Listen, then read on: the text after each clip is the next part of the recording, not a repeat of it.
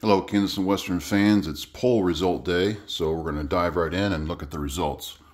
First of all, we've got a total of 24 votes, which is one of the highest totals I think I've ever had, so I appreciate everybody's participation. But as you can see here, the Royal Gorge Route won by quite a few, so that's going to be the area we're going to be working on. Track weathering and ballast also got quite a few votes. Structures a few, and then track laying and the El Dorado refinery also participated. But Royal Gorge seems to be the biggest interest with everybody, so thanks again for your participation. Let's take a look at what I'm going to try to do this next couple weeks. So I keep referring back to the scenes. On my channel, one of my playlists is prototypical videos, I guess, of the area. So I've been watching a lot of videos of people that have actually gone through the Royal Gorge to try to gain more insight into what it actually looks like to help guide me on constructing the scenery here. And the one thing I noticed is, even though the elevation changes on the background side behind the train there, and the pitch and all that, the train is in a gorge a good portion of the time. Now, it may not be the Royal Gorge part where it's a 1,000-foot drop, but at least for several miles from that area west of Canyon City, it's a pretty steep climb. So I think what I'm going to try to do is the entire backdrop here will be cliff face from the bottom to the top, all the way down until it reaches around to Canyon City. Now, what I'm going to do, though, is as the track undulates back and forth, I'm going to vary the pitch from the top down to track level. So in some places, it'll be a sheer drop from maybe 30 or 40 feet scale high down to track level. Some it'll be just a steady transition from the track level up. We're going to see how it works, but I think that's what I'm going to do, because even as you follow along on Highway 50 and you look towards the tracks across the river, you see straight mountainside all along it until you get quite a bit west on 50. So that's going to help me resolve what I'm going to do at the backdrop.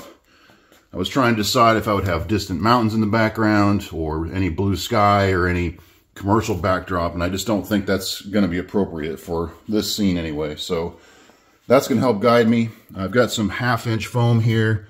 It's about the thinnest that you can buy for extruded foam. I think I'm just going to glue several pieces of these right to the back and then add more in front of it to create that different profile change, I guess. So that's one thing I'm going to work on.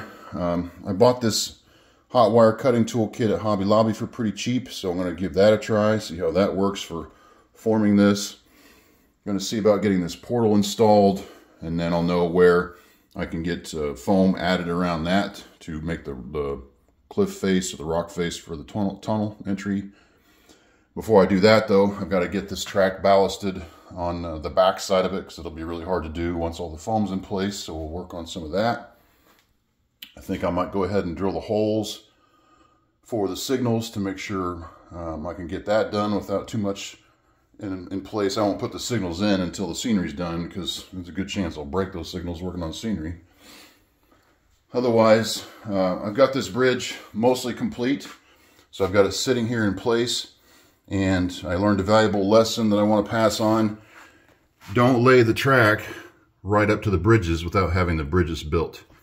And I don't know if you'll be able to see this on the angle or not, but I'm a little bit off center.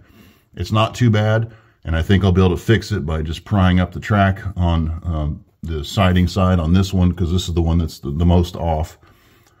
Although I guess if you line up the main line, then the siding will just have to adjust, but shouldn't be too big a deal. I didn't really think this part through. Not sure why I didn't think that part through, because I knew I was going to have to buy and build a bridge set. But the length is exactly what I wanted in terms of size, because it's supposed to compare to that prototype there. So I've kind of gouged this area out here for that kind of river wash area, or dry creek bed, but it looks okay. I just have to get the track lined up properly before I get that installed. Anyway, we'll continue working on the foam primarily here. I'm pretty happy with this foreground foam, so I think I'm going to go ahead and glue that 2-inch those sections in place so they quit sliding around when I move. And then might try working on some road in undulations where it kind of goes up and down a little bit. And I've got a neat little rasp that I might be able to work that on. So this will be the area I'll be working on for the next 2 weeks. Still a little nervous about working on this, but I keep watching lots of videos, getting a little more experience as I just throw myself into it. So thanks everybody for your votes. We'll see what I get done the next couple weeks.